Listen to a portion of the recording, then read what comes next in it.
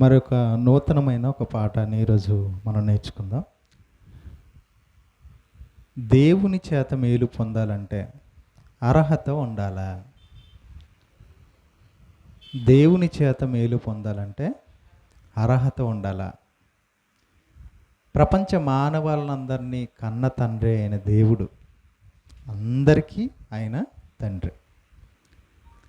ఒక దేశానికో, ఒక ప్రాంతానికో, లేదా ఒక కులానికి, ఒక మతానికి దేవుడు కాదు.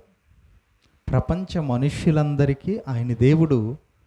ఆ ప్రపంచ మనుష్యులందరికీ ఆయన కన్న తండ్రి.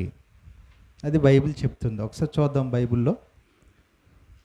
కొరింథీయులకు రాసిన మొదటి పత్రిక 8వ అధ్యాయము 6వ వచనం.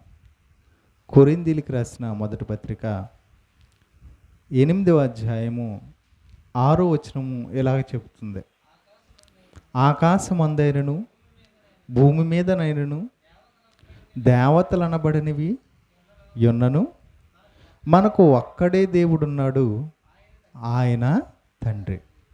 ఈయన ఎలా మనకు తండ్రి అంటే మనల్ని కన్నవాడు గనుక. హెబ్రీయులకు రాసిన పత్రిక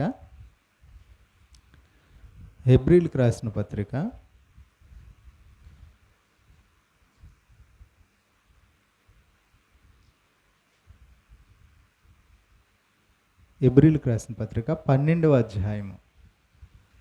హెబ్రీయులకు రాసిన పత్రిక 12వ అధ్యాయము 9వ వచనం చదువుకుందాం.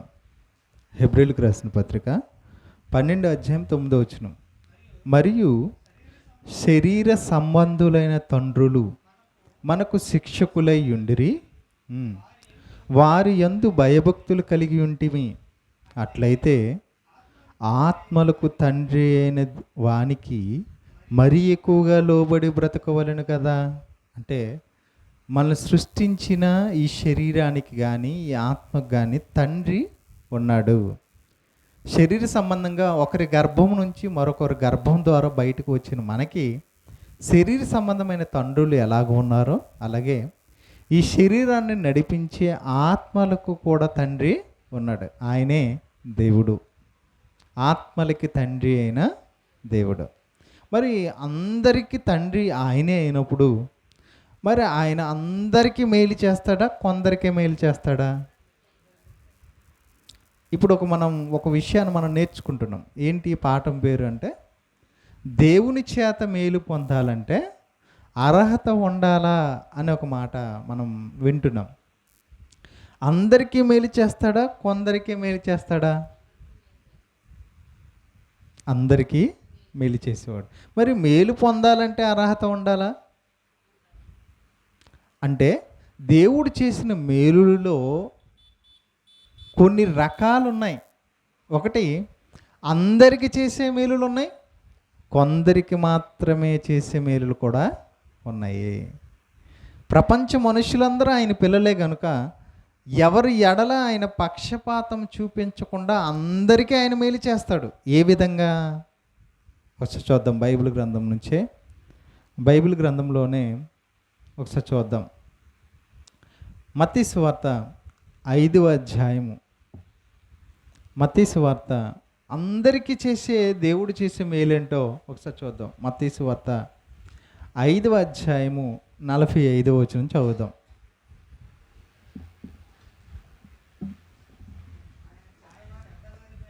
ఆయన చెడ్డవారి మీదను మంచివారి మీదను తన సూర్యుని ఉదయింపచేసి నీతిమంతుల మీదను అనీతిమంతుల మీదను వర్షము కురిపించుచున్నాడు. చూడండి, మన తండ్రి ఎంత గొప్పవాడంటే తన పిల్లలు చెడ్డవారైనప్పటికీ చెడ్డవారని కానీ, తన పిల్లలు మంచివారుగా ఉన్నవారిని చూసి మంచివారని కానీ పక్షపాతం లేకుండా ఆయన ఏం చేస్తున్నాడంట, సూర్యుని ఉదయింపచేసి తర్వాత నీతిమంతుల మీదను అనీతిమంతుల మీదను తన వర్షమును కురిపిస్తున్నాడంట. అంటే ప్రకృతిలో ఏవైతే కార్యక్రమాలు జరుగుతున్నాయో అవి అందరికీ సమానమే. వీరికి ఎక్కువ, వాళ్ళకి తక్కువ. పేదవాడు కదా, వీడికి పేదవాడు కనుక తక్కువ వర్షాన్ని ఇస్తాను వీడి పొలానికి, ఉన్నవాడు కదా ఎక్కువ వర్షాన్ని ఇస్తాననే ఉద్దేశం దేవునికి లేదు. ఈడు చెడ్డవాడు కదా, ఈడు మంచివాడు కదా, సో మంచివాడికి నేను ఎక్కువ సాయం చేస్తాను ఈ ప్రకృతిలో ఉన్న ద్వారా అని దేవుడు అనుకోవట్లేదంట. అందరికీ ఆయన సమానంగా చేస్తున్నాడు. అందుకోసమే పేతురు పత్రికలో ఒక మంచి మాట దేవుడు రాపించాడు. మన మన ప్రార్థన మనం చేస్తున్నాము కదా, ఆ తండ్రి ఎలాంటి వాడంటే, ఎందుకు మనం ఆయనకు ప్రార్థన చేస్తున్నాం తండ్రి అని అంటే, ఆయన పక్షపాతము లేనివాడు గనుక మనం తండ్రి అని ఆయనకి ప్రార్థన చేస్తున్నామన్న మాట రాయబడింది. ఒకసారి చూడండి, పేతురు రాసిన మొదటి పత్రిక,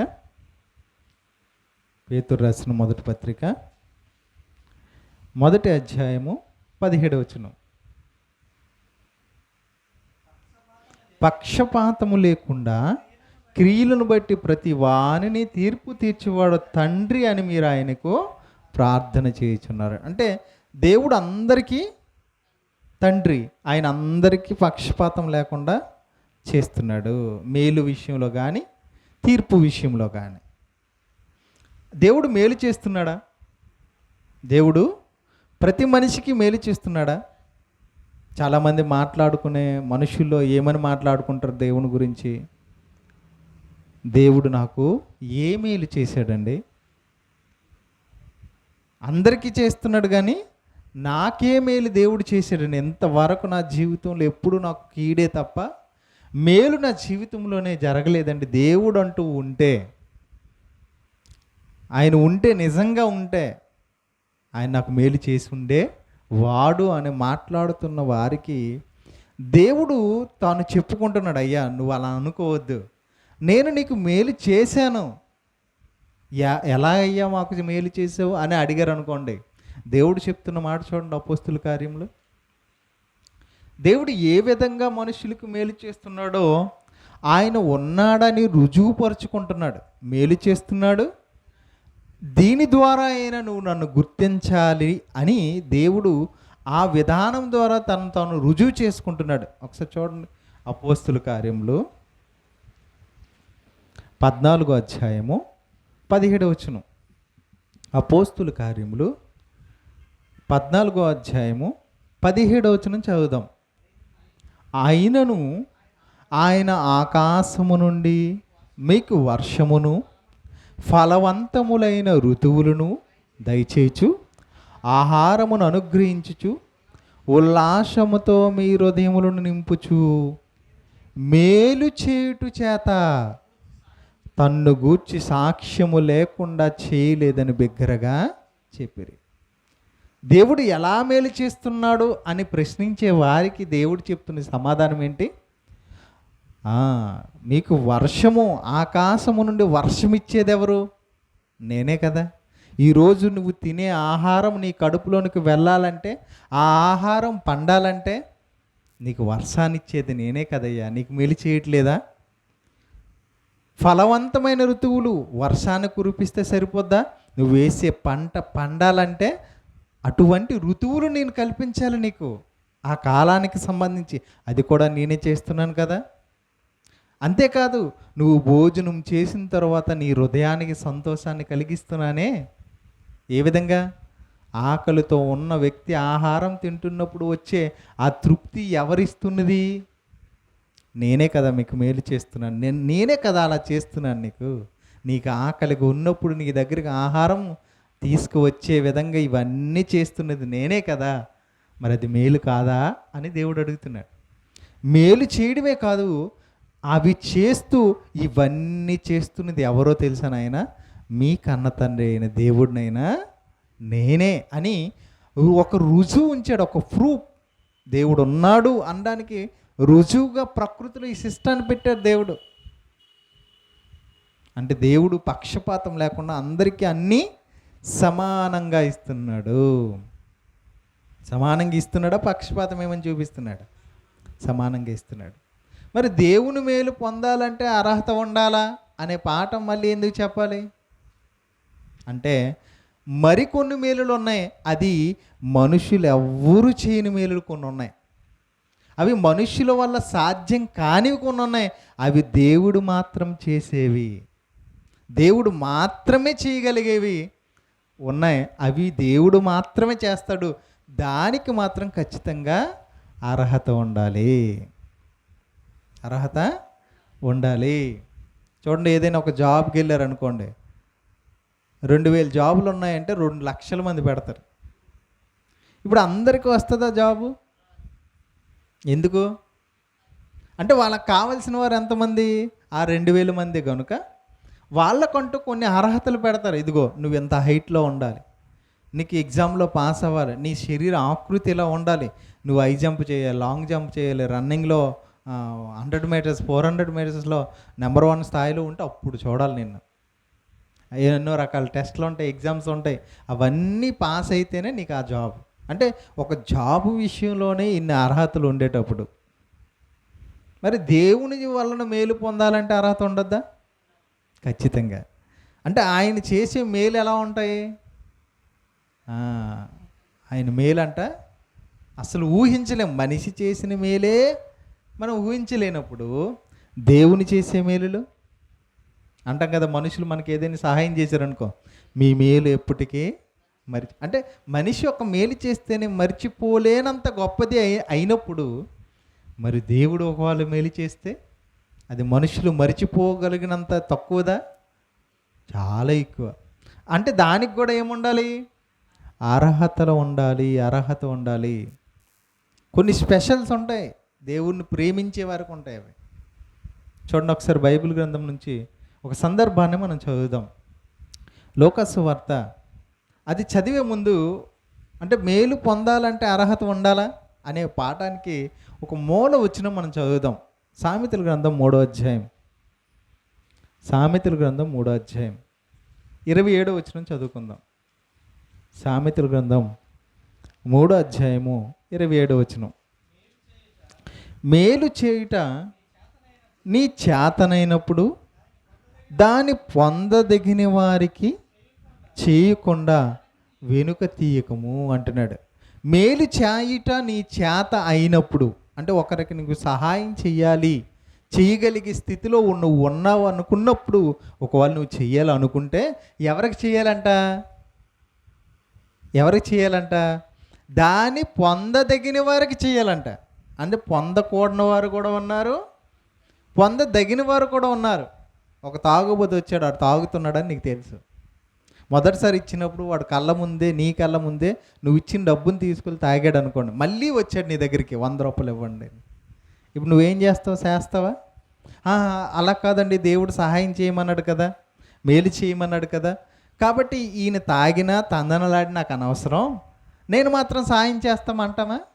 అంటే ఒకరి చేత మేలు పొందాలంటే వాళ్ళకి అర్హత ఉండాలి. మరి మనుషుల చేతే మేలు పొందాలంటే అర్హత ఉండాలి అనుకున్నప్పుడు, మరి దేవుని చేత మేలు పొందాలంటే ఖచ్చితంగా మనిషికి కూడా ఏముండాలి? అర్హత ఉండాలి.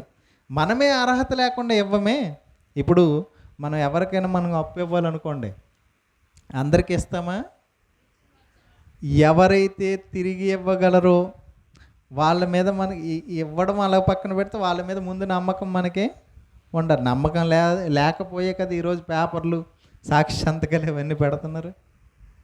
ఆ కింద అదే ఉంటుంది, ద్రవ్యము నీ యొద్దనుండగా అని చెప్తూ, అంటే ఆ ద్రవ్యం గురించి ఇచ్చే వాళ్ళ గురించి చెప్తున్నాడు. కానీ మెయిన్ ఏంటి, ఉద్దేశం ఏంటి?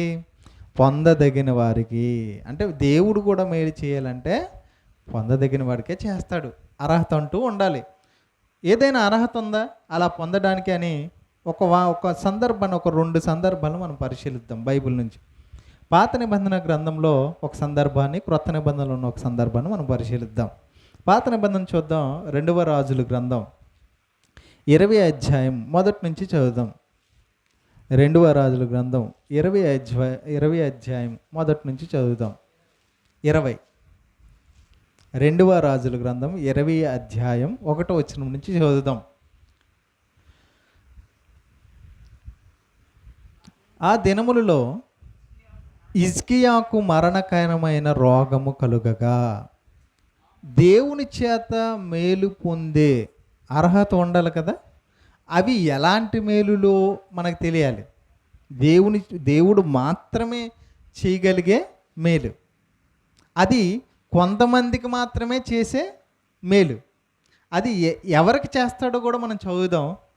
ముందు ఆయన చేస్తే ఎలా ఉంటుందో, ఆయన ఎలాంటి మేలు చేస్తాడో, అది ప్రత్యేకంగా స్పెషల్గా వారికి మాత్రం ఎందుకు చేస్తాడో ఈ పాఠం ద్వారా మనం నేర్చుకుందాం. హిజ్కియా గ్రంథం, హిజ్కియా చదువుతున్నాం. 2వ రాజుల గ్రంథం 20వ అధ్యాయం 1వ వచనం నుంచి.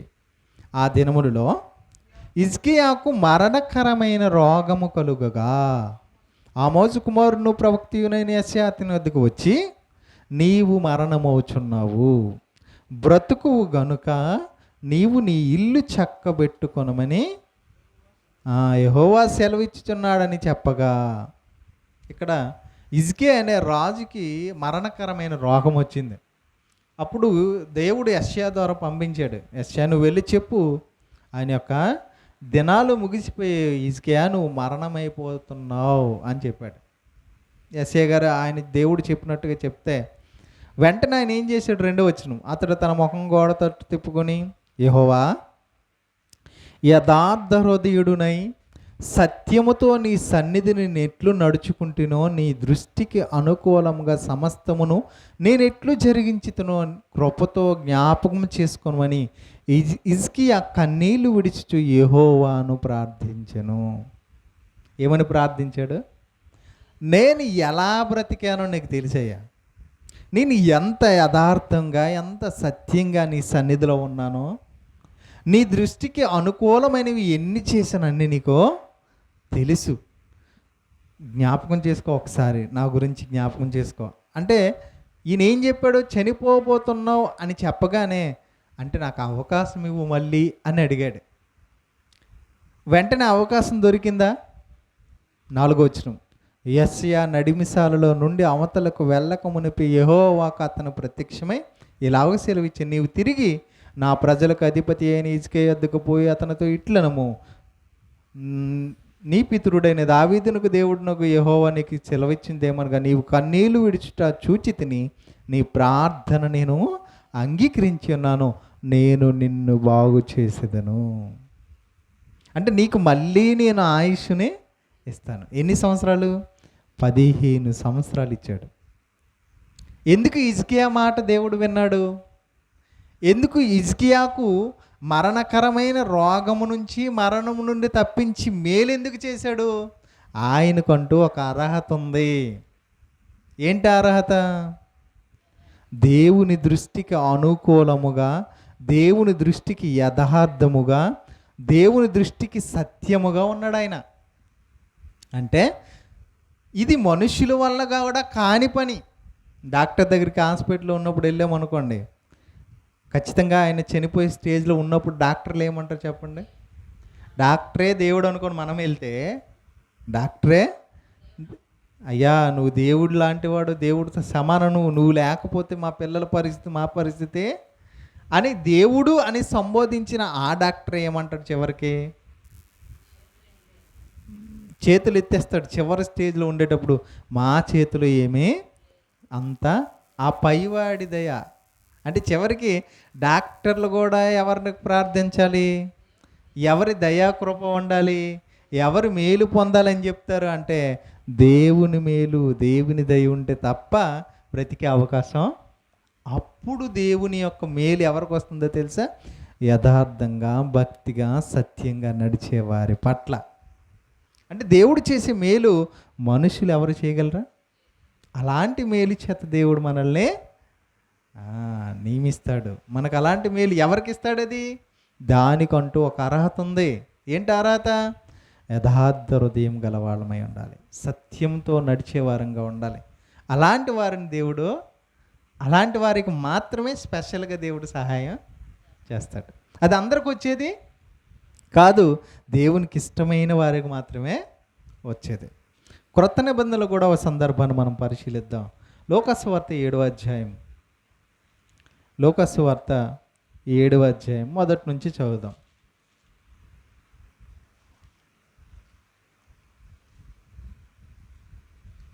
లోకసువార్త 7వ అధ్యాయం మొదటి నుంచి చదువుదాం. ఆయన తన మాటలన్నీ ప్రజలకు సంపూర్తిగా వినిపించిన తర్వాత కపెర్నహూములోనికి వచ్చెను. ఒక శతాధిపతికి ప్రియుడైన దాసుడు ఒకడు రోగే చావసిద్ధమై ఉండెను. శతాధిపతి యేసును గూర్చి విని ఆయన వచ్చి తన దాసుని స్వస్థపరచవాలని ఆయన వేడుకొనుటకు యూదుల పెద్దలను ఆయన వద్దకు పంపెను. వారు యేసుని వద్దకు వచ్చి, నీ వలన ఈ మేలు పొందుటకు అతడు యోగ్యుడు.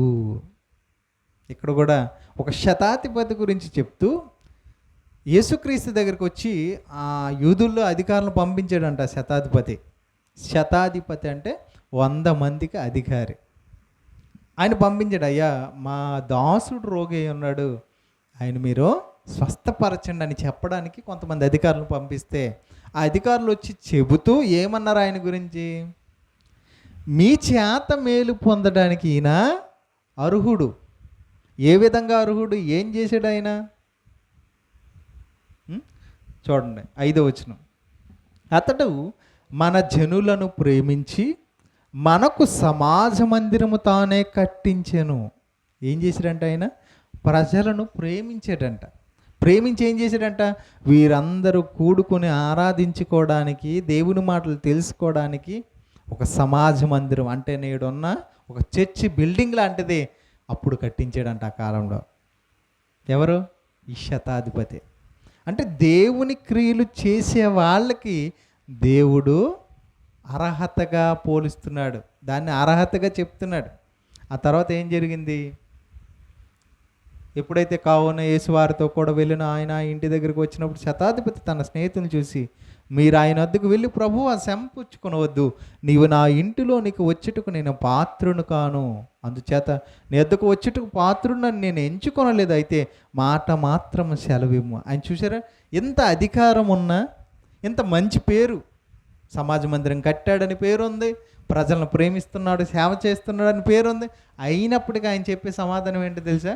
యేసుక్రీస్తు దగ్గరికి, నేను నీ దగ్గరికి వచ్చే అర్హత నాకు లేదు, మీరు మా ఇంటికి వచ్చే అర్హత మా ఇంటికి మాకు లేదు. అంటే మీరు వచ్చిన అంత మిమ్మల్ని అంటే మీరు వచ్చి మా ఇంట్లో ఉండే అంత అర్హత మాకు ఎంత తగ్గింపు అండి, మాకు లేదు. నేను మీ దగ్గరికి వచ్చి ఈ మాట మీతో మాట్లాడే అంత ధైర్యం కానీ అంత అర్హత కానీ నాకు లేదు అంట. చూసారా? అంటే ఎప్పుడైతే దేవుని కార్యక్రమాలలో ఉంటారో, తగ్గించుకొని బ్రతుకుతారో దేవుని ఎదుట, వాళ్ళకి దేవుడు మేలు చేస్తాడు. అప్పుడు 9వ వచనంలో అంటాడు, యేసు మాటలు విని అతని గురించి ఆశ్చర్యపడి తన వెంట వచ్చుచున్న జనసమూహం వైపు తిరిగి, ఇశ్రాయేలులో నేను ఎంత గొప్ప విశ్వాసం నేను చూడలేదు అంటున్నాడు. ఇంత విశ్వాసం నేను ఎవరిలోనా?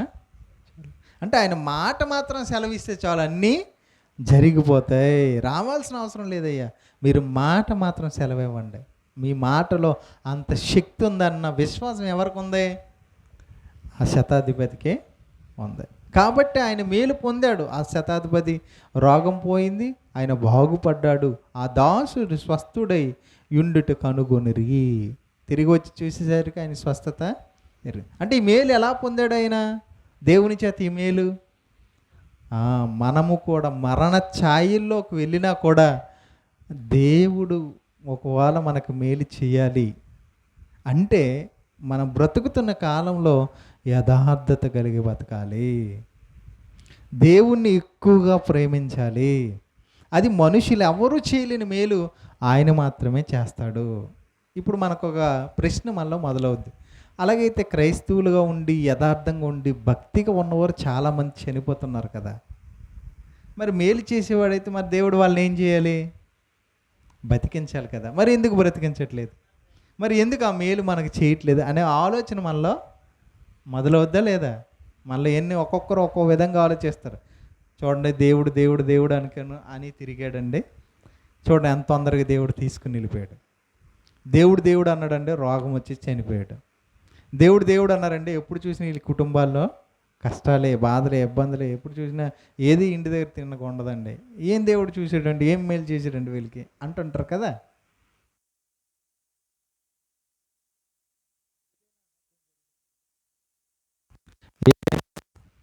ఏదైనా అనర్థం జరిగిందనుకోండి, అలాంటప్పుడు చాలామంది చాలా రకాలుగా భయభక్తులు కలిగి ఉన్నవారిని అంటుంటారు కదా, ఇలా ఎందుకు జరగాలి, అలా ఎందుకు జరగాలంట.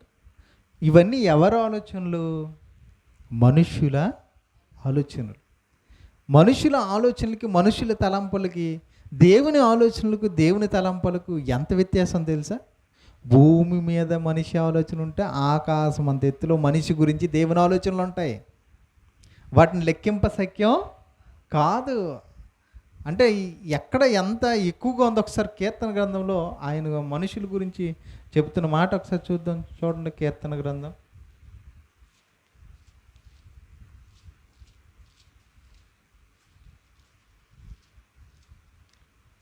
కీర్తనల గ్రంథం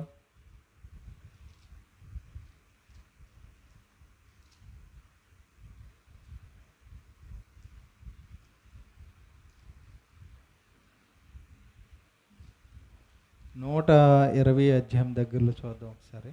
కీర్తనల గ్రంథం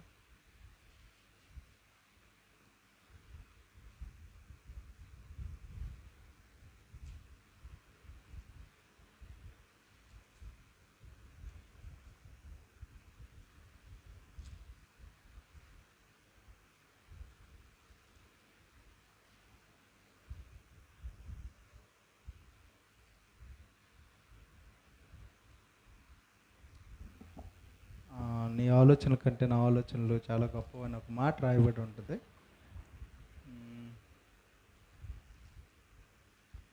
91వ కీర్తన తీయండి ఒకసారి.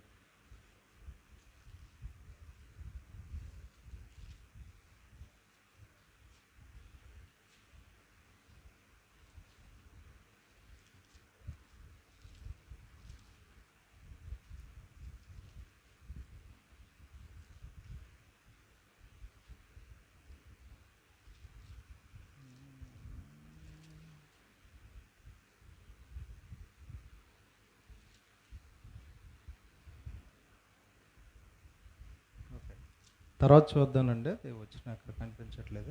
అంటే అక్కడ ఏమని రాయబడి ఉంటుందంటే, నీ తలంపుల కంటే నా తలంపులను, నీ ఆలోచనల కంటే నా ఆలోచనలు అధికమైనవి, అవి అంత దూరం ఉన్నాయన్నట్టుగా దేవుడు చెప్తున్న మాట అక్కడ రాయబడి ఉంటుంది. ఓకేనా? అంటే మన ఆలోచనలు మనవి, కానీ దేవుని ఆలోచనలు మన మీద చాలా గొప్పవి. అవి లెక్కించేదని అనుకుంటున్నా అవి లెక్కకు మించి ఉన్నాయంటాడు కీర్తనకారుడు. అంటే అవి దేవుడు చేసే ఆ ఆలోచనలు, మన మీద ఉన్న ఆలోచనలు అంటే మనం లెక్కించాలనుకుంటామా? అవి లెక్కించలేమంట. అన్నీ ఉన్నాయంట దేవుని మన మీద ఉన్న ఆయన తలంపులు. ఆయన తలంపుల్లో మన మనస్సుతో లేదా మన హృదయంతో మనం ఆలోచించి చాలా చిన్నదిగా ఆలోచిస్తాం మన గురించి మనం, కదా? సామెతలో ఒక మంచి మాట దేవుడు రాపించాడు. ఆ మాట మనం చదువుకుని ముగించుకుందాం. ఒకసారి చూద్దాం. సామెతల గ్రంథంలో దేవుడు రాయించిన మాట ఒకసారి చూద్దాం. ఏమని రాయబడి ఉంటుందంటే, మనుష్యుని హృదయంలో ఆలోచనలు అనేకములు పుట్టును, దేవుని తీర్మానమే స్థిరము అని ఒక మంచి మాట దేవుడు రాపించాడు. ఒకసారి బైబిల్ గ్రంథం నుంచి చదువుదాం. మనుష్యుని హృదయంలో ఆలోచనలు అనేకములు పుట్టును, దేవుని నిర్ణయమే స్థిరమైన ఒక మాట దేవుడు రాపించాడు. చూద్దాం. అంటే మనుషుల ఆలోచన చాలా ఉంటాయి, చాలా రకరకాలుగా ఎందుకు జరిగింది, ఎలా జరిగింది, ఎందుకు అని ఇలాంటి ఆలోచనలు ఉన్న ఎవరి తీర్మానం స్థిరమవుద్ది చెప్పండి? దేవుని తీర్మానము స్థిరమవుతుంది. అంటే మనుషుల ఆలోచన ప్రకారం ఇలా ఎందుకు జరగలేదు, అలాగే మాత్రమే ఎందుకు జరగాలి, దేవుడు మీకు ఇలాగే ఎందుకు చేయాలి అంటే దేవుడు నిర్ణయించే కొన్ని ఉన్నాయి. మనిషి ఆలోచనలో మాత్రం చాలా పుడతాయి. కానీ ఎవరి నిర్ణయం స్థిరమవుతుంది? దేవుని నిర్ణయం. దేవుడు ఏమనుకుంటున్నాడో అది చేస్తాడు. ఇప్పుడు దావీదు గారు ఉన్నారు, నా కుమారుడు చనిపోకూడదని 7 రోజులు ఉపవాసం ఉండి ప్రార్థన చేశాడు. దేవుడు విన్నాడా? దేవుడు ఆయన నిర్ణయాన్ని మార్చుకున్నాడా? అంటే నీ ఆలోచన ఏంటి? ఈయన బతికితే బాగుండు. ఎవరి ఆలోచన కరెక్ట్ అవ్వాలి, ఎవరి ఆలోచన ప్రకారం జరగాలి అంటే మనలో కూడా ఇలాంటి సందర్భాలు ఏవైనా మరణానికి సంబంధించి ఇలాంటి జరుగుతున్నప్పుడు ఒకవేళ మన ప్రార్థన దేవుడు విని స్వస్థపరిచాడు అనుకోండి, సంతోషమే. ఒకవేళ విని కూడా ఆయన నిర్ణయాన్ని మార్చుకోలేదు అనుకోండి, మనం ఏమనుకుంటాం?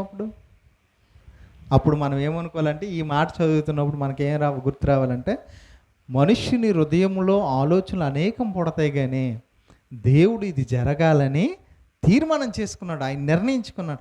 ఆయన నిర్ణయానికి నేను ఎందుకు ఎదురెళ్ళాలి అనుకోవాలి. అంతేనే కాదు.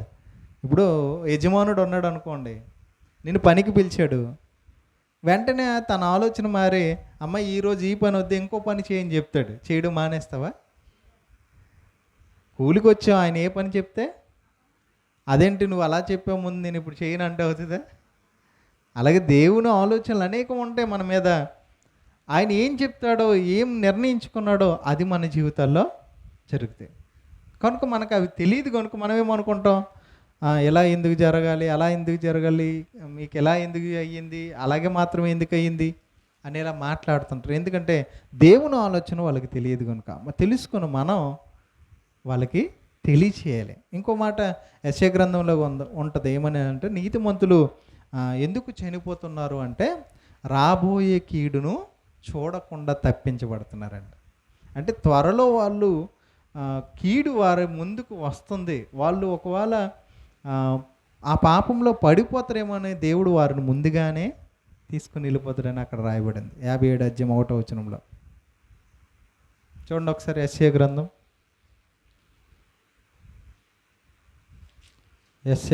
57:1 నీతిమంతుని నశించుట చూచి ఎవరునూ దాన్ని మనస్సును పెట్టరు, భక్తులైన వారు తీసుకొని పోబడుచున్నారు.